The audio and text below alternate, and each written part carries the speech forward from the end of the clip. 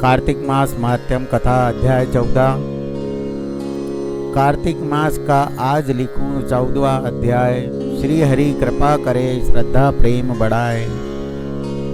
तब उसको इस प्रकार धर्म पूर्वक राज्य करते हुए देख देवता क्षुब्ध हो गए। उन्होंने देवादिदेव शंकर का मन में स्मरण करना आरंभ किया।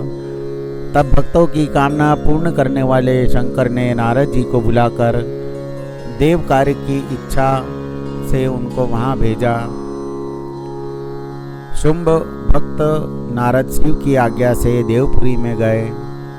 इंद्रादिक सभी देवता व्याकुल हो शीघ्रता से उठ नारद जी को उत्कंठा भरी दृष्टि से देखने लगे।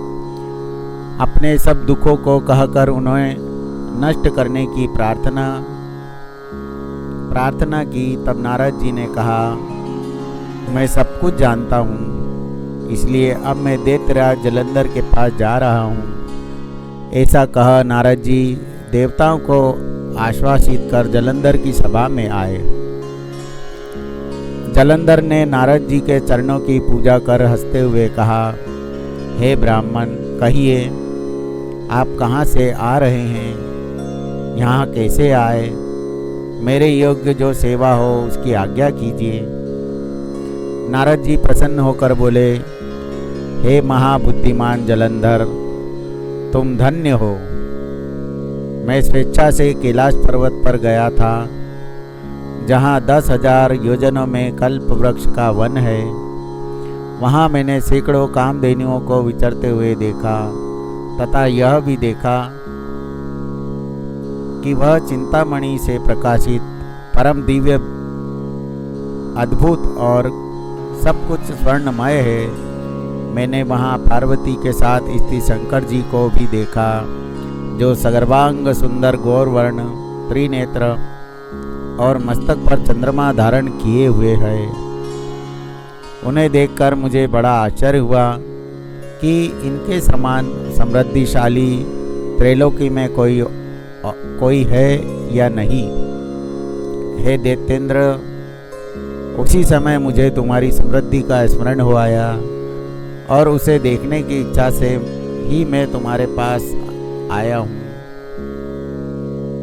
यह सुन जलंधर को बड़ा हर्ष हुआ। उसने नारद जी को अपनी सब समृद्धि दिखला दी।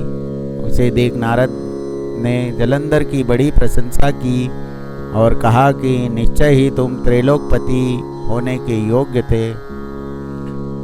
ब्रह्मा जी का हंसयुक्त विमान तुम ले आए हो। यह दूतलोक, पाताल, पृथ्वी पर जितने भी रत्नादिक हैं सब तुम्हारे ही हैं।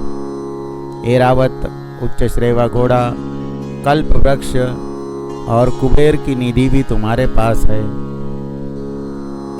मणियों और रत्नों के ढेर भी तुम्हारे पास लगे हुए हैं। इससे मैं बड़ा प्रसन्न हूँ। परंतु तुम्हारे पास कोई स्त्री रत्न नहीं है। उसके बिना तुम्हारा यह सब फीका है। तुम किसी स्त्री रत्न को ग्रहण करो। नारद जी के ऐसे वचन सुनकर दैत्यराज काम से व्याकुल हो गया। उसने नारद जी को प्रणाम कर पूछा कि ऐसी स्त्री कहाँ मिलेगी जो सब रत्नों में श्रेष्ठ हो। नारद जी ने कहा, ऐसा रत्न तो कैलाश पर्वत में योगी शंकर के पास ही है। उनकी सर्वांग सुंदरी पत्नी देवी पार्वती बहुत ही मनोहर है। उनके समान सुंदरी मैं किसी को नहीं देखता। उनके उस रत्न की उपमा तीनों लोकों में कहीं नहीं है। देवर्षि उस दैत्य से ऐसा कहकर देव कार्य करने की इच्छा से आकाश मार्ग से चले गए। यहाँ पर कार्तिक मास महात्म्य कथा अध्याय 14 समाप्त होता है। विषय वीडियो आपको पसंद आई हो तो चैनल को सब्सक्राइब करें, लाइक करें, शेयर करें। जय श्री कृष्ण।